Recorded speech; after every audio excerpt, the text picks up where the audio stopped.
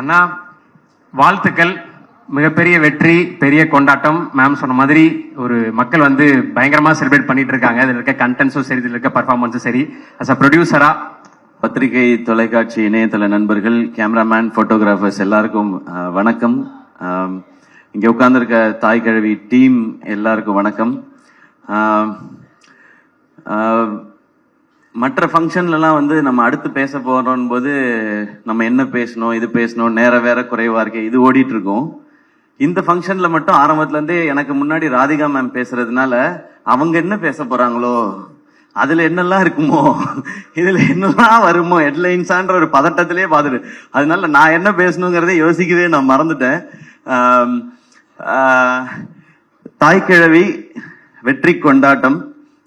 முதல்ல இந்த படத்துக்கு இவ்வளவு பெரிய வரவேற்பும் வெற்றியும் கொடுத்த தமிழக மக்கள் எல்லாருக்கும் எங்களுடைய மனமார்ந்த நன்றிகள். இது வந்து உங்களுடைய ஃபேமிலியில சம்பந்தப்பட்ட ஒருத்தருடைய கதையா நீங்க கொண்டாட ஆரம்பிச்சதும், அதை பத்தி வெளியில வந்த ஒரு பாசிட்டிவ் வேர்ட் ஆஃப் மவுத்தும், அதுதான் இந்த படத்தை இவ்வளவு பெருசா ரீச் ஆகி இருக்கு. பட் அவங்கள்ட்ட கொண்டு போய் சேர்த்தது பிரஸ் ஷோ. நாங்க ரொம்ப ரொம்ப பிலீவ் பண்ணது இந்த படத்தை எப்படி கொண்டு போய் சேர்க்கறதுன்னு போது, பிரஸுக்கு ஷோ போடுவோம், மீதி அவங்க பார்த்துப்பாங்க கலை அப்படின்னு நான் சொன்னேன். அதனாலதான் பிரஸ் ஷோ வந்து ஃபேமிலி ஷோவா ஏற்பாடு பண்ணோம். அங்க நான் வந்து சிவா சொன்ன மாதிரி ஃபீட்பேக் பார்க்க போனது, இங்க இவங்க என்ஜாய் பண்ணிட்டாங்கன்னா இதுதான் தமிழ்நாடு ஃபுல்லா நடக்க போகுது அப்படின்றதான் அன்னைக்கு நான் பாக்குறதுக்காக நான் துடிச்சுட்டே இருந்தது. அன்னைக்கு நீங்க எல்லாம் கொடுத்த வரவேற்பும், நீங்க அதுக்கப்புறம் இதை பத்தி எழுதின விதமும், அது வந்து மக்கள்கிட்ட கொண்டு போய் சேர்த்துச்சு. மக்கள் இப்ப அந்த படத்தை எடுத்துக்கிட்டாங்க. இங்க நாங்க படத்தோட வெற்றியை நாங்க கொண்டாடிட்டு இருக்கோம். ஸோ பத்திரிகை, தொலைக்காட்சி, இணையதள நண்பர்கள் எல்லாருக்கும் எங்களுடைய மனமார்ந்த நன்றிகள், நீங்க கொடுத்த இந்த சப்போர்ட்டுக்கு. இந்த படம் வந்து ஆரம்பிக்கும் போது சிவகுமார் கதை சொல்லும் பொழுது நான் நல்லா சிரிச்சேன், என்ஜாய் பண்ணேன். ஆனா இந்த படத்துல வந்து எனக்கு டக்குன்னு மனசுல ஒட்டின இடம் வந்து, ராதிகா மேம்கிட்ட கேட்பாங்க பசங்க எல்லாமே, வார வாரம் பாலசரவணன் கேட்பாரு, வார வாரம் ஞாயிற்றுக்கிழமை மதுரைக்கு போனியே, எங்க தான் அத்தா போன அப்படின் போது எனக்கு ஒரு கியூரியாசிட்டி, என்ன பண்ணிருப்பாங்க அங்க போய் ஏதாவது பணம் சம்பாதிச்சிருப்பாங்களா, ஏதாவது வேலை ஏதாவது பார்த்திருப்பாங்களா, தொழில் இல்ல அங்க ஏதாவது காசு கிடைச்சிருக்குமா, என்னென்னமோ யோசிச்சு பார்த்தேன். அவர் ஓபன் பண்ண விதம் வந்து, அவங்க அழகா பொறிக்கடலை சாப்பிட்டுட்டு ஜாலியா வராங்கன்னாரு. அந்த இடத்துல இருந்து எனக்கு மைண்ட் ஒரு மாதிரி ஆயிடுச்சு. ஏன்னா எல்லாரும் ஓடிக்கிட்டே தான் இருக்கோம். நமக்குன்னு நம்ம வாழ்க்கையில 5 நிமிஷம், அது எனக்கு அப்படியே எனக்கு இப்ப சொல்லும் போது எனக்கு சிலிர்க்குது. அங்க ஆரம்பிச்சு அந்த கதை வந்து போயிட்டே இருந்துச்சு. அந்த இடத்துல முடிவு பண்ணிட்டேன், இது பயங்கரமான தாட்டுன்னு. ஏன்னா முதல்ல நம்மள நம்ம சந்தோஷமா வச்சுக்கிறது தான் முதல் இதுன்னு நினைக்கிறேன். இந்த வாழ்க்கையில நம்ம என்னைக்காவது எவ்வளவு நாள் வாழ்க்கையில நம்ம சந்தோஷமா இருந்திருப்போம், இல்ல எத்தனை முறை நம்ம நிம்மதியா ஃபீல் பண்ணிருப்போம், அப்பாடா ஓகே. ஏன்னா பிரச்சனை இருந்துகிட்டே தான் இருக்க போகுது. அதுக்கு நடுவில் நம்மளை சந்தோஷப்படுத்திக்கிறதுன்னு ஒண்ணு இருக்குல்ல, அதை இந்த படத்துல சிவா சொல்லும் போதுல இருந்து எனக்கு இந்த படத்தோட பெர்ஸ்பெக்டிவே மாறிடுச்சு. அப்படியே கடைசியா பேசின வரைக்கும் அப்ப முடிவு பண்ணதுதான் இந்த படத்தை பண்ணியே ஆகணும் அப்படிங்கிறது. அண்ட் அந்த சீன் சொன்ன உடனே, சிவா நீ பயங்கரமான ஆலியா, கதை சொல்லும் போது ரொம்ப சாஃப்டா அப்படிதான் இருக்கு. கதை சொல்லும் போது ரொம்ப ரொம்ப ரொம்ப தூரத்துல இருந்தாலும் இந்த கதை கேட்கவே கேட்காது, பக்கத்துல போய் தான் கேட்கணும். அன்னைக்கு ஆரம்பிச்சது. அன்னையில இருந்து நான் வந்து இந்த படம் ஜெயிச்சிரும், ஓடிரும், லாபம் வந்துரும், அந்த ஆங்கிள்குள்ள நான் இல்லவே இல்லை. ஒரு சூப்பர் படம் நம்ம பண்ண போறோம், ஒரு சூப்பர் படம் பண்ண போறோம், ஒரு செம படம் பண்ண போறோம் அப்படின்றது மட்டும்தான் தோணிக்கிட்டே இருந்துச்சு. கலை வந்து இந்த படத்துடைய நம்பர்ஸ் எல்லாம் பேசினாரு. நான் ஆடியோ லான்ச்ல சொல்லிட்டேன், இது வந்து எங்களுக்கு ஆல்ரெடி லாபம்னு. நான் அன்னையில இருந்து இதோட நம்பர்ஸை பத்தி நான் பேசுறதை விட்டுட்டேன். நான் என்னெல்லாம் ரசிச்சேனோ அது எல்லாத்தையும் ஆடியன்ஸ் அதே இடத்துல கை தட்டும் போதும், அதே இடத்துல விசில் அடிக்கும் போதும், அதே இடத்துல அவங்க கண் கலங்கும் போதும் எனக்கு ரொம்ப ரொம்ப சந்தோஷமாவும் திருப்தியாவும் இருந்தது சிவா. அந்த டைம்ல எல்லாம் நான் யோசிச்சது என்னன்னா, நம்ம ஒரு பயங்கரமான தயாரிப்பாளர், நம்ம ஒரு பயங்கரமான நடிகர்லாம் இல்லவே இல்லை, நம்ம ஒரு நல்ல ரசிகன் அப்படின்றது எனக்கு தோணுச்சு. ஏன்னா இந்த சினிமாவும் படங்கள் பண்ணிக்கிட்டே இருக்கும்போது விமர்சனங்கள்லாம் சில இது வந்துட்டே இருக்கும்போது நம்மள அது குழப்பி விட்டுரும். எனக்கு அது நடந்திருக்காது. அப்ப குழப்பும் போது நம்மளுக்குள்ள இருக்க ஏன்னா எனக்குள்ள இருந்த ரசிகன் தான் என்னை இந்த சினிமா கூட்டிட்டு வந்திருக்கான். வேற யார் கூட்டிட்டு வருவா? அந்த ரசிகன் தான் கூட. அவன் கரெக்டா இருக்கானா, அவன் அலைவா இருக்கானான்றதுல எனக்கு ஒரு குழப்பம் இருந்துட்டே இருந்துச்சு. அந்த குழப்பத்தை மொத்தமா தீர்த்தது இந்த தாய் கிழவியும் சிவகுமார் முருகேசனும் தான். எப்பவுமே நல்ல ரசிகனா இருக்கணும்னு நினைக்கிறேன். அது இந்த படம் ஆரம்பத்துல இருந்து எனக்கு கிடைச்சிட்டு இருக்கு. இந்த கதையை நிஜமாக்கிய அதுக்கப்புறம் சுதன் வந்தாரு, பேஷன் ஸ்டுடியோஸ். அவர் வந்து ஒரு 4850 படம் ப்ரொடியூஸ் பண்ணிட்டு இருக்காரு. அதுல ஒரு படமா இந்த படம் இருக்கு. அவருக்கு ஞாபகம் இருக்குமான்னு தெரியல. இந்த ஃபங்க்ஷன் அடிக்கடி வைக்கிறது காரணமே சுதன், நீங்க தான் இந்த படத்தோட ப்ரொடியூசர், இந்த படத்துல நீங்களும் இருக்கீங்க, வாங்க ஃபங்க்ஷனுக்கு வந்துட்டு போங்க, நான் சிவா வந்துட்டு போறேன் அப்படின்னு சொல்லி வந்துட்டு போவாரு. காலையில ஒரு பூஜை போடுவாரு, சாயங்காலம் ஒரு சக்சஸ் மீட் போவாரு, அந்த மாதிரி இருக்காரு. ஸோ சுதன் உள்ள வந்தோடனே அவரும் பயங்கர எக்ஸைட் ஆயிட்டாரு இந்த படத்தை பத்தி. சுதன்கிட்ட சொன்ன, சுதன் ஜாலியா இருங்க, இந்த படம் எனக்கு ரொம்ப ஸ்பெஷல். நான் சிவா கார்த்திக் வேணுகோபால்கிட்ட சொல்லிட்டு இருந்தேன், இந்த படம் எனக்கு ஒரு குழந்தை மாதிரி, இதை நான் அப்படி பார்த்துப்பேன்னு. அப்படிதான் நான் பார்த்துக்கிட்டு இருக்கேன் இப்போ வரைக்கும். ஸோ என் குழந்தை எனக்கு என்ன காசு கொடுத்துச்சுன்னு நான் பார்க்க மாட்டேன். அது சிரிச்சா என் கண்ணில் தண்ணி வரும், அது நடந்தா எனக்கு தண்ணி வரும். அந்த மாதிரி தான் நீங்க பேசும்போதெல்லாம் இருக்கு சிவா. எனக்கு இப்போ பயங்கர எமோஷனல் ஆக்கிட்டீங்க, நான் பயங்கர கண்ட்ரோல் பண்ணிட்டு உட்கார்ந்தேன். ஸோ சுதன் உள்ள வந்து அவரும் எக்ஸைட்டடா நான் இதை பார்த்துக்கிறோம் அப்படின்னு சொன்னோம். அப்புறம் இந்த டீம் வந்தாங்க, அவங்க எல்லாரும் ஆல்ரெடி செட் ஆயிருக்கு. ஸோ எல்லாருக்கும் ரொம்ப ரொம்ப நன்றி. உங்களுடைய உழைப்பு ரொம்ப ரொம்ப அபரிமிதமானது. இல்லைன்னா நினைச்ச இந்த பட்ஜெட்ல இந்த சைஸ்ல இந்த படத்தை பண்ணியிருக்க முடியாது. ஹேட்ஸ் ஆஃப் உங்க எல்லாருக்குமே, பயங்கரமா பண்ணிட்டீங்க, டீம்ல இருக்க டெக்னீஷியன்ஸ் எல்லாமே. அண்ட் ஆர்டிஸ்ட் யாரெல்லாம் சிவா கொண்டு வரும்போது ரொம்ப குட்டியா கொண்டு வந்தார் இந்த பட்ஜெட் எல்லாமே. ஏன்னா அவருக்கு அதுக்கு முன்னாடி இருந்த அனுபவங்களா இருக்கலாம், இல்ல இந்த மாதிரி இருந்தாதான் பண்ணுவாங்கன்னு சொல்லி. நோ, அதை அப்படி பண்ணக்கூடாது சிவா. இந்த கதை ஒரு செலிப்ரேஷனா இருக்கு, எனக்கு ஒரு லைஃபோட செலிப்ரேஷன் இந்த படம். இதுக்கு என்ன செலவு பண்ணுமோ அதை பண்ணணும், அதை பண்ணுவோம் அப்படின்றதுக்கு அப்புறம் தான் யார் கேஸ்டிங் போலான்னு ஒருத்தரா வந்தது. பாலசரவணன் கதை கேட்கும் போதே ஃபர்ஸ்ட் வந்துட்டாரு எனக்கு அந்த சீன் வரும்பொழுதே. அதுக்கப்புறம் பாலசரவணன் வந்தாரு, அருள்தாஸ் அண்ணன் வந்தாங்க, சிங்கம்பிள்ளி அண்ணன் வந்தாங்க, முத்துக்குமார், ரேச்சல், இவங்க எல்லாருமே வந்தாங்க. கடைசியா தான் வந்தார் விநாயக் மகாதேவ்ன்ற மாதிரி. நான் லாஸ்டா கேட்டேன், இந்த பாட்டி கேரக்டர் யார் பண்ண போறாங்க, கிழவி கேரக்டர், ராதிகா மேம் அப்படின்னு சொன்னாங்க. நான் ஏற்கனவே சொல்லியிருக்கேன், ராதிகா மேம் அந்த ரோல்ல அந்த லுக்ல பார்த்த பிறகு எனக்கு இன்னும் பயங்கர ஜாலி ஆயிடுச்சு. இன்னைக்கு தியேட்டர்ல பாக்குற ஃபீல் எனக்கு அங்க வர ஆரம்பிச்சிடுச்சு. இந்த மாதிரி ராதிகா மேமோட இவ்வளவு எக்ஸ்பீரியன்ஸையும் சேர்த்து தான் இந்த படத்துக்கு கொண்டு வராங்க. அவங்க இந்த படத்துக்கு அந்த உழைப்பு மட்டும் இல்ல, இவ்வளவு வருஷம் நீங்க உங்களுடைய ஒர்க் மேம், உங்களோட நீங்க லெஜெண்டரியா பண்ணிருக்க விஷயங்கள் எல்லாத்தையும் சேர்த்து இந்த படத்துக்குள்ள கொண்டு வரீங்க. அந்த மாதிரிதான் ஒவ்வொருத்தரும் அவங்களுடைய வலியையும் வேதனையும் இந்த இண்டஸ்ட்ரிக்குள்ள இருந்த போராட்டத்தையும் சேர்த்து இதுக்குள்ள ஒரு கேரக்டரா கொண்டு வந்தாங்க. எனக்கு இந்த படத்துல ஹீரோ இல்லைன்னா எனக்கு தோணுனதே இல்லை. இந்த படத்துல அவ்வளவு ஸ்டார்ஸ் இருந்தாங்க. கமல் சார் அன்னைக்கு சொன்னது இன்னைக்கு நிஜமாயிருக்கு. இந்த படத்துல இவ்வளவு நட்சத்திரங்களை நீங்க உருவாக்கி இருக்கீங்கன்னு சொன்னாங்க. அவ்வளவு நட்சத்திரங்களும் இதுக்குள்ள இருந்திருக்கிறாங்க. ஸோ நீங்க எல்லாரும் சேர்ந்து இதை வந்து ரொம்ப ஒரு ஸ்பெஷல் பிலிமா ஆக்கிட்டீங்கன்றது எனக்கு ரொம்ப சந்தோஷம். ஜார்ஜ் மரியான் அண்ணன், முத்துக்குமார் அண்ணன், எல்லாருமே, சாரி நான் பேரு சொல்லாம விட்டுறக்கூடாது. அப்புறம் நம்மளோட மியூசிக் டைரக்டர் நிவாஸ் பிரசன்னா, எப்ப ஹீரோவாக போறீங்கன்னு கேட்ட உடனே கூலிங் கிளாஸ் போட்டு உட்காந்துட்டாப்ல. மிஸ்கின் சார் மாதிரி வேற எங்கேயோ பார்த்துக்கிட்டே இருக்காப்ல. அவர் ஹீரோ ஆக போறீங்களான்னா இல்லைன்னு சொல்ல, இப்போதைக்கு இல்லைன்னு தான் சொல்லியிருக்கிறாரு. ஸோ சீக்கிரத்தில் ஹீரோ ஆயிடுவாருன்னு நினைக்கிறேன். அதுக்கு நீங்க மியூசிக் பண்ணுவீங்களா இல்லையா? சரி, அப்புறமா யாரு ஹீரோயின்னு சொல்லுங்க படத்துக்கு. ஓகே, தேங்க்யூ நிவாஸ், ஒரு அமேசிங்கான ஒர்க். லிரிசிஸ் எல்லாருக்கும் ரொம்ப ரொம்ப நன்றி. இந்த படம் நிறைய பிளெஸிங்ஸ் கொடுத்துருக்கு. நான் அதை தான் இங்க ஷேர் பண்ணணும்னு நினைக்கிறேன். ஏன்னா நிறைய வீடியோஸ் பாக்குறேன், நிறைய மெசேஜஸ் பாக்குறேன். நீங்க வந்து எங்களுக்குள்ள ஒரு பெரிய ஒரு எம்பவர் பண்ணிருக்கீங்கன்னு சொல்றாங்க. ஸோ பெரிய ரெஸ்பான்சிபிலிட்டியா பாக்குறேன். உங்க எல்லாருக்கும் ரொம்ப ரொம்ப நன்றி. அதை தான் இந்த டீம் அச்சீவ் பண்ணிருக்கோம்னு நினைக்கிறேன். இதுல ரொம்ப ரொம்ப முக்கியமா நான் 2 பாயிண்ட் மட்டும் சொல்லணும்னு நினைக்கிறேன். இந்த படம் என் வாழ்க்கையில நிறைய பேரை இதை ஞாபகப்படுத்தினதுக்காக பண்ணப்பட்ட படம் தான். ஃபர்ஸ்ட் என் அம்மா, 17 வயசுல எல்லாருக்கும் ஏற்கனவே சொன்னதான், இன்னொரு முறை சொல்லணும்னு நினைக்கிறேன். அப்பா இறந்த பிறகு அவங்களுக்கு தெரிஞ்ச வகையில அந்த குடும்பத்துக்குள்ள இருக்க காசெல்லாம் பத்திரப்படுத்தி சேர்த்து வச்சு படிக்க வச்சு, என்னையும் அக்காவையும் படிக்க வச்சு கல்யாணம் பண்ணி வச்சு பண்ணாங்க. அவங்க எனக்கு இந்த பவுனுத்தாய் தெரிஞ்சாங்க, அம்மா தெரிஞ்சாங்க இதுல. அதுக்கப்புறம் அக்கா 2 குழந்தை பெத்த பிறகு வந்து இங்க எம்எம்சில எம்டி படிச்சு கோல்டு மெடலிஸ்ட் ஆகி பேஷனை எப்ப வேணாலும் தொடரலாம்னு நினைச்சேன். எங்க அக்கா எனக்கு ஒரு பவுனுத்தாயா தெரிஞ்சாங்க இதுல. அவங்களுக்காக பண்ணணும்னு நினைச்சேன். மிக மிக முக்கியமானது அந்த கடைசி டயலாக் மேம் பேசுறது, படைக்க காக்க அழிக்கன்னு ஆம்பளைங்களை மட்டும் கும்பிட சொன்னவன் படிப்புக்கும் பணத்துக்கும் பொம்பளையை தாண்டி காட்டி கும்பிட சொல்லியிருக்கான் அப்படின்னு சொன்னாங்க இல்லையா? அந்த டைலாக நான் முன்னாடியே உணர்ந்துட்டேன்னு நினைக்கிறேன். எனக்கு கல்யாணம் ஆன நாள்ல இருந்து என் வீட்டோட வரவு செலவு எல்லாத்தையும் பாக்குறது ஆர்த்தி தான். எனக்கு தெரியாது என் அக்கௌண்ட்ல என்ன பணம் இருக்கு தெரியாது. ஊருக்கு போகணும் ஏதாவதுன்னா, ஆர்த்தி ஊருக்கு போறதா இருக்கேன், டிக்கெட் மட்டும் காசு கொடுத்துட்றியா அப்படின்னு கேட்பேன். இப்பயும் அதை நான் ரொம்ப பெருமையா சந்தோஷமா வாங்கிக்கிறேன். அவங்க தான் பாத்துக்கிறாங்க. அவங்க பார்க்கலன்னா என்னால ப்ரொடக்ஷன்லாம் பண்ணியிருக்க முடியாது. ஸோ ஆர்த்தி, அவங்க எனக்கு ஒரு பவுன் தாயா தான் தெரிஞ்சாங்க. இந்த மாதிரி ஒவ்வொரு வீடுகள்லயும் அவங்களுக்கு சின்ன சம்பளமா இருந்தாலும் கொஞ்சம் காசா இருந்தாலும் அதை அங்கங்க சேமிச்சு வச்சோ இல்ல குழந்தைங்களை பார்த்துக்கிட்டோ இப்படி வீட்டுல இருக்கிற ஒவ்வொரு அம்மாக்களுக்கும் அக்காக்களுக்கும் தங்கச்சிகளுக்கும் சகோதரிகளுக்கும் இவங்க எல்லாருக்குமான ட்ரிபியூட்டும் சமர்ப்பணம் தான் இந்த தாய்க்கிழவி படமும் இந்த வெற்றியும். இதை இந்த படத்தின் மூலமா செய்ய முடிஞ்சது எனக்கு சந்தோஷம். இது என் வாழ்க்கையில இருக்கவங்களுக்கும் சேர்த்துன்றது இன்னும் கொஞ்சம் பெருமையாவும் சந்தோஷமாவும் இருக்கு. ஒரு டீமா இங்க வேலை செஞ்சதோட சக்சஸை இங்க நான் பாக்குறேன். ஏன்னா ஆரம்பத்துல இருந்து ரொம்ப சின்சியரா அதை அப்ரோச் பண்ணோம். இதுதான் பவுண்ட் ஸ்கிரிப்ட், இத்தனை டேஸ்ல தான் எடுக்கிறோம், இதுதான் பட்ஜெட், இதுதான் காஸ்டிங்னு ரொம்ப சின்சியரா.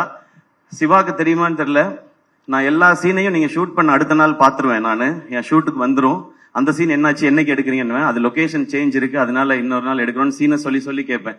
இந்த கதையை 2 முறை கேட்டிருக்கேன். ஒரு முறை நான் கேட்டேன், இன்னொரு முறை கலையெல்லாம் கேட்கும்போது ரியாக்ஷன் பார்த்துட்டே இருந்தேன். 2 தடவை படிச்சிருக்கேன். இது வரைக்கும் 12 தடவை பார்த்திருக்கேன். நான் இது வரைக்கும் என் படத்தை கூட அத்தனை தடவை பார்த்தது இல்ல. இதுக்கு நடுவுல ஒவ்வொரு சீனும் எப்படி எடுக்கிறாங்க, இது எப்படி வருது, எடிட் எப்படி இருந்தது, எப்படி ட்ரிம் பண்ணி மாறுது, மியூசிக் எப்படி இருக்குன்னு பார்த்திருக்கேன். ஸோ இந்த படத்துல நான் நிறைய கத்திருக்கேன் சிவா. இந்த லேர்னிங் எனக்கு ரொம்ப ரொம்ப சந்தோஷமா இருக்கு. ஏன்னா கடைசி வரைக்கும் மாறாத ஒண்ணு கத்துக்கிறது மட்டும்தான் நினைக்கிறேன். அது இருந்ததுனா தான் இங்க முன்னேற முடியும்னு தோணுது. இந்த லேர்னிங் எனக்கு ரொம்ப பிடிச்சிருக்கு. இந்த சேம் ப்ரொசீஜரை நான் நடிக்கிற படங்கள்லயும் அப்ளை பண்ணணும்னு எனக்கு ரொம்ப ஆசையா இருக்கு. அது நான் மட்டும் எடுக்கிற முடிவா இருக்க முடியாது. ஆனா ஒண்ணு மட்டும் ரொம்ப கிளியரா இருக்கேன், இந்த மாதிரி அப்ரோச்ல தான் இனி நான் நடிக்கிற படங்கள் பண்ணணும்ன்றதுலயும் ரொம்ப தெளிவா இருக்கேன். அதனால நான் டைரக்டர்கிட்ட போய் தலையிட போறது இல்ல. ஒவ்வொரு விஷயமும் தெளிவா, ஒரு பவுண்ட் ஸ்கிரிப்ட்னா இவ்வளோ பேஜ் இவ்வளோ இருந்து தான் பண்ணணும்னு கேட்கலாம். நீங்க இப்படி பண்ணா பிளாக் பஸ்டர் ஆயிடுமா படம்னு, அது நமக்கு தெரியாது. நம்ம ப்ராசஸ் தான் பண்ண முடியும், ரிசல்ட் மக்கள் கையில தான் இருக்கு. ஆனால் ப்ரொடியூசரோட காசை வேஸ்ட் பண்ணாம படம் பண்ண முடியும். அந்த மிச்சமாகிற அந்த காசு அந்த ப்ரொடியூசருக்கு இன்னொரு படம் பண்றதுக்கு ஹெல்ப் பண்ணலாம், இல்ல அந்த காசு நம்ம படமே இன்னும் கொஞ்சம் பெருசா பண்றதுக்கு இருக்கலாம். ஸோ அதை நான் ஃபாலோ பண்ணணும்னு நினைக்கிறேன். அந்த நம்பிக்கையை திரும்ப கொடுத்ததுக்காக இந்த என்டையர் டீமுக்கும் நான் தேங்க்ஸும் சொல்லிக்கிறேன். நான் இங்க நிறைய பேர் உழைச்சிருக்கிறாங்க. இது டீமா சேர்ந்து அவங்க எல்லாம் கொண்டு வர வெற்றி. அண்ட் இன்னொன்னு எனக்கு ரொம்ப ரொம்ப ஸ்பெஷலா அந்த ப்ரொடக்ஷன் பண்ணும்போதெல்லாம் இருக்கிற ஒரு விஷயம், ஃபர்ஸ்ட் நெஞ்சமுட்டு நேர்மை படம் ஃபர்ஸ்ட் ஷோ பார்க்கும்போது அந்த படம் முடிஞ்ச உடனே எல்லாரும் கார்த்திக் வேணுகோபால்னு போடும்போது பயங்கரமா கிளாப் பண்ணாங்க. அப்ப அவங்க அப்பா ரொம்ப எமோஷனல் ஆகி கார்த்திக் வேணுகோபாலை கட்டி பிடிச்சிட்டாரு. அவர் ரொம்ப ஸ்ட்ரிக்ட் அவர்கிட்ட. அதே மாதிரி ஒரு தருணம் இங்க பிரீமியர் முடிஞ்ச உடனே சிவகுமார் முருகேசனோட அப்பா வந்து எங்க 2 பேரையும் கட்டி பிடிச்சிக்கிட்டாரு. அந்த செகண்ட் ஃபீல் பண்ண எங்க அப்பா சாகல அப்படின்னு. சாரி, நான் ரொம்ப சென்சிட்டிவ் அண்ட் எமோஷனல். அது கிடைச்சதெல்லாம் தான் எனக்கு ரொம்ப ரொம்ப பெரிய இது ஒரு நிறைவை கொடுக்குது. எனக்கு அமரன் மாதிரி வெற்றி, தாய்க்கிழவி மாதிரி வெற்றி, கனா மாதிரி வெற்றி வரும்போது ஒரு நிறைவையும் ஒரு அமைதியையும் கொடுக்குது. அந்த அமைதி இன்னும் ஒழுங்கா வேலை செய்யணும்ன்றத சொல்லிக்கிட்டே இருக்கு. நிச்சயமா செய்வோம். ஏன்னா இங்க வெற்றிங்கிறது விளையாட்டுல கூட விளையாட்டா வராது. அதுக்கு உழைக்கணும், அதுக்கு ஒரு டீமா உழைக்கணும். அந்த மாதிரி உழைச்சா வெற்றி எப்பயுமே சாத்தியப்படுங்கிறது இந்த மேடை திரும்ப சொல்லி கொடுத்துருக்கு. அண்ட் என்னோட ஃபேன்ஸான பிரதர்ஸ் அண்ட் சிஸ்டர்ஸ், இது அண்ணன் படம் தான் அப்படிங்கறத மாதிரி எடுத்துட்டு போய் கிரவுண்ட்லயும் சரி சோசியல் மீடியாலையும் சரி இன்னைக்கு வரைக்கும் அதை நீங்க செலிப்ரேட் பண்ணிட்டே இருக்கீங்க. அதுக்கு ரொம்ப ரொம்ப ரொம்ப ரொம்ப நன்றி. அடுத்து சேயோன் சிவாவோட தான். மேம் சொன்ன மாதிரி இன்னும் கொஞ்சம் கரெக்டா வேலை பார்த்து அதை இன்னும் கொஞ்சம் நல்லா பண்ணணும். அதுக்கு இன்னும் கொஞ்சம் டைம் எடுத்துக்கிறோம். இந்த மாசம் ஷூட் போறதா இருந்துச்சு, பட் இந்த மாசம் இந்த படத்துக்கான வேலையில சிவாவும் இருந்ததுனால சரி அவரை ப்ரெஷர் போடக்கூடாதுன்னு டைம் எடுத்து அழகா பண்றோம். நெக்ஸ்ட் மந்த் தான் போறோம், அதுவும் நல்லபடியா நடக்கும். அண்ட் எஸ்கே ப்ரொடக்ஷன் இந்த படம் லாபகரமான படம்னு சொன்னேன். ஆனா இந்த லாபம் நிச்சயமா நல்ல விஷயங்கள் அழகான விஷயங்களுக்கே பயன்படும். முதல்ல என்னை சுத்தி இருக்கிற அவங்களுக்கு ஏதாவது ஒரு நல்லது செய்யணும்னு நினைக்கிறேன். அப்புறம் இன்னும் தேவைப்படுற சிலருக்கு சில நல்லதுகளை செய்யணும்னு நினைக்கிறேன். அது எப்பவும் அது அப்பா பேர்ல இருக்கிற அந்த ட்ரஸ்டின் மூலமா எதுவும் நடந்துட்டே இருக்கும். இன்னொரு பகுதியை எடுத்து எஸ்கே ப்ரொடக்ஷன்ல நான் சொன்னேன் இல்லையா, இந்த ஸ்டேஜை இன்னும் கொஞ்சம் பெருசு பண்ணி டேலண்ட்ஸ்க்கான ஆப்பர்ச்சுனிட்டியா இருக்கணும்னு சொல்லி. ஸோ அது நெக்ஸ்ட் இன்னொரு புது டேலண்ட், ஒரு புது இயக்குனரை நாங்கள் அறிமுகப்படுத்தணும்னு நினைக்கிறோம். இந்த படம் அந்த நம்பிக்கையும் கொடுத்துருக்கு. அவரை மட்டும் இந்த ஸ்டேஜ்ல நான் இன்ட்ரடியூஸ் பண்ணிக்கிறேன். எஸ்கே ப்ரொடக்ஷன்ஸோட 10வது திரைப்படம், அதை இயக்க போற புதுமுக இயக்குனர். ஒரு பெரிய கைதட்டல் கொடுத்துடலாம். ஸோ எஸ்கே ப்ரொடக்ஷன்ஸ் உடைய 10வது படத்தின் டைரக்டர் அம்மாமுத்து சூர்யா. அவர் தான் நெக்ஸ்ட் எஸ்கே ப்ரொடக்ஷன்ல லான்ச் ஆகிற டைரக்டர். இவர் தான். இருந்தாலும் போட்டோல கொஞ்சம் சிரிச்சிருக்கலாம். கலர்ஃபுல்லா இருக்கு. ஆமா, இல்ல இந்த படம் ஃபேமிலி லேடிஸ் அவங்களுக்காக ரொம்ப ஸ்பெஷலா பண்ணோம். அடுத்த படம் வந்து ஒரு யூத்துக்கான அவங்கள பத்தின ஒரு படமா இருக்கும், ஒரு யூத்ஃபுல் என்டர்டெய்னரா இருக்கும். ஒரு ஃபைனல் ஸ்கிரிப்ட் இப்போ அவர் எழுதிட்டு இருக்காரு. அது முடிச்சதுக்கு அப்புறம் காஸ்ட் யார் பண்ண போறா என்னன்றதை ஒன்னொன்னா அனௌன்ஸ் பண்ணுவோம். எனக்கு இந்த ஸ்டேஜ்ல சொல்லணும்னு தோணுச்சு, ஏன்னா இது ரொம்ப பாசிட்டிவா இருக்கு. இந்த ஃபேமிலி எல்லாம் சேர்த்து தான் இந்த இது வாய்ப்பையும் சாத்தியப்படுத்தி இருக்குன்னு நான் நம்புறேன். ஸோ அங்கே சொல்லணும்னு நினைச்சேன். நீங்க எதாவது சொல்லணுமா? வேணாமா? தேங்க்யூ. படத்தோட பேசிக்கிறேன் அப்படின்ற மாதிரி ஒரு மைண்ட் வாய்ஸ் புரியுது. வாழ்த்துக்கள் ப்ரோ, வாழ்த்துக்கள். தேங்க்யூ. நான் யாரையாவது அண்ட் இந்த படத்தை எங்களோட சேர்ந்து பிசினஸ் பார்ட்னர்ஸா இருந்த ஹாட் ஸ்டார், விஜய் டிவி, அவங்க ஆரம்பத்துல இருந்து இந்த படத்தை ஓன் பண்ணாங்க. அண்ட் அதே மாதிரி ஏஜிஎஸ், முக்கியமா அர்ச்சனா, அவங்களுக்கு எங்களுடைய நன்றி. விதுஷ், அஹிம்சா அண்ட் மற்ற டெரிட்டரியில் டிஸ்ட்ரிபியூட் பண்ணவங்க, அண்ட் சாரிகாமா, அவங்களோட நம்மளோட அசோசியேஷன் எல்லாமே பயங்கரமா இருக்கு. ஒரு அமரன், இப்ப தாய் கிழவி அப்படின்னு சொல்லி அது தொடரும் அப்படின்னு நான் நம்புறேன். ஸோ யாரையாவது ஆர்டிஸ்ட் யாரையாவது மிஸ் பண்ணி இருந்தா மனுஷங்க. முக்கியமா assistant directors and camera department, படத்துல பின்னாடி ஒர்க் பண்ண அத்தனை பேருக்கும் அந்த நான் டீமா நீங்க எல்லாரும் சேர்ந்து ஒன்று பண்ணிருக்கேன்னு சொன்னேன்ல, அது உங்க எல்லாருக்கும் சேர்த்தது தான். Thank you once again. அண்ட் என்னோட எஸ்கே ப்ரொடக்ஷன்ஸோட டீம், கலை ப்ரோ, நான் எல்லாத்தையும் சொல்றது அதான். அவர் சீன் பேப்பர், ஸ்கிரிப்ட் புக் இல்லாம டைரக்டரோட டிஸ்கஷன்ஸே வச்சுக்க மாட்டார். ரேண்டமா ஏன் இன்னைக்கு 150 பேர் போட்டிருக்கீங்க, 50 பேரை கட் பண்ணுங்க அப்படி சொல்ற ஆள் இல்ல. இது என்ன சீன், எங்க நடக்குது, அதை ஃபுல்லா படிச்சு இது என்ன டியூரேஷன் வரும்ன்றது வரைக்கும் அவர் பிளான் பண்ணி தான் பண்ணுவார். ஸோ நம்ம நினைக்கிற விஷன் அச்சீவ் பண்றதுக்கு அந்த மாதிரி ஆட்களோட பயணிச்சாதான் முடியும். ஸோ கலை, அதுக்கப்புறம் ராகுல் தான் டிசைன்ஸ் எல்லாம் அவரை தான் போட்டு விரட்டிக்கிட்டே இருப்போம். ராகுல், கார்த்தி, திவாகர், உங்க எல்லாருக்கும் ரொம்ப ரொம்ப நன்றி. நான் ரொம்ப ஆசையா பண்ண படம் இது. அதுல ஒரு சின்ன ஒரு டென்ட் கூட விடாம இந்த செகண்ட் வரைக்கும் பாத்துக்கிட்டது இந்த 4 பேரும். உங்களுக்கு ரொம்ப பெரிய நன்றி. அண்ட் என்டையர் டீமுக்கும் மீண்டும் ஒரு முறை நன்றி, வாழ்த்துக்கள். இது ஒரு செலிப்ரேஷன். இன்னொரு செலிப்ரேஷன் ஒன்று இருக்கு, இன்னும் பெருசா. அதுவும் நான் உங்களுக்கு சொல்றேன். அப்பயும் நீங்க இதே மாதிரி வரணும். ஏன்னா அருள்தாஸ் அண்ணன், முத்துக்குமார் அண்ணன், சிங்கம்புலி அண்ணன், பாலா, ஜார்ஜ் மரியான், ரேச்சல் எல்லாமே பயங்கர பிஸியான ஆர்டிஸ்ட்.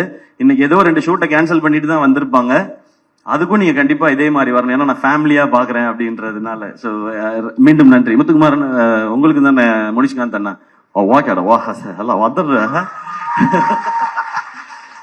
இல்ல முனிஷ்காந்த் அண்ணன் இப்ப எல்லாமே வந்து படம் சூப்பரா போகுது அப்படின்னா அவர் ரியாக்ஷன் எல்லாம் அந்த ரியாக்ஷன் தான் ஃபுல்லா நாங்க பண்ணிட்டு இருக்கோம். அண்ட் ரொம்ப எமோஷனலான ஸ்டேஜ். அதனால எங்க ஆரம்பிச்சு எங்க முடிச்சேன், யாரை பத்தி பேசியிருக்கேன், யாரை தெரியல. நான் இன்னொரு வாட்டி வீடியோ பார்த்தா தான் தெரியும். அண்ட் பத்திரிகையில இருக்கிற நிறைய பேரு நண்பர்கள் வந்து இந்த மாதிரி ஒரு படம் நான் பண்ணதுல வந்து அவ்வளவு மகிழ்ச்சி அவங்களுக்கு. எப்பவும் படம் நல்லா இருந்துச்சுன்னா ஒரு 4 வரியில மெசேஜ் வரும். இந்த மாதிரி ஒரு 10 வரி இல்லைன்னா வாய்ஸ் நோட் ஒரு 2 நிமிஷம் 2.5 நிமிஷத்துக்கு வருது. அது எனக்கு ரொம்ப ஸ்பெஷலா இருக்கு. அதுக்கு ஒரு முறை உங்க எல்லாருக்கும் நன்றி. தேங்க்யூ. 2-3 தடவை எல்லாம் கேட்டுப்பேன் நான். ரொம்ப நன்றிண்ணா. ஏன்னா எவ்வளவு கனெக்டடா இருந்து. ஆமா, என்னைய மறந்துட்டீங்க அப்படின்றான். சாரிடா தம்பி. பவுனுத்தாய் வசூலுக்கு வந்துட்டான்னு ஃபர்ஸ்ட் டைம் பவுனுத்தாய் இவ்வளவு வசூல் பண்ண போறான்னு அனௌன்ஸ் பண்ணது இவர் தான். சூப்பர் தம்பி, சூப்பரா பண்ணுங்க. என்ன படிக்கிறீங்க? என்னடா தம்பி, நீ என்ன பழைய வேலைக்கு அமுச்சு விட்ட மாதிரி இருக்குடா எனக்கு. சூப்பர் சிங்கர் ஞாபகம் எல்லாம் வருது எனக்கு. 5th படிக்கிறியா? படிக்கணும். ஓகே, அப்பப்பதான் நடிக்கணும்.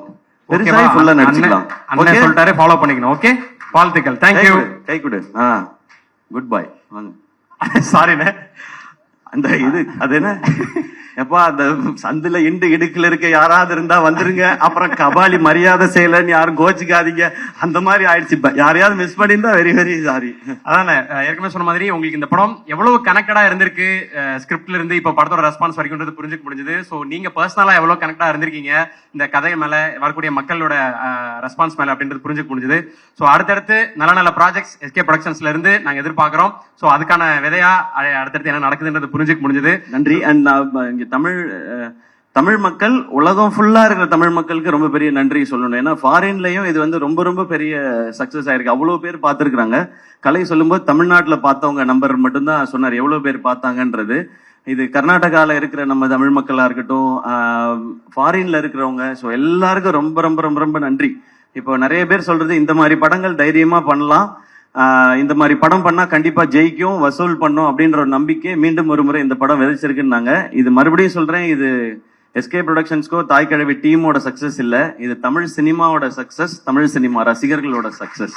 அப்படிதான் நான் பாக்குறேன். கீப் இன்ஸ்பைரிங், கீப் என்டர்டெய்னிங்னா சோ எல்லாரும் சேர்ந்து ஒரு குரூப் போட்டோ எடுத்துக்க போறோம். எல்லாரும் எடுக்கலாம். வந்திருக்க பத்திரிகை நண்பர்கள், நம்ம டீம் எல்லாருமே சாப்பிட்டு போனோம்.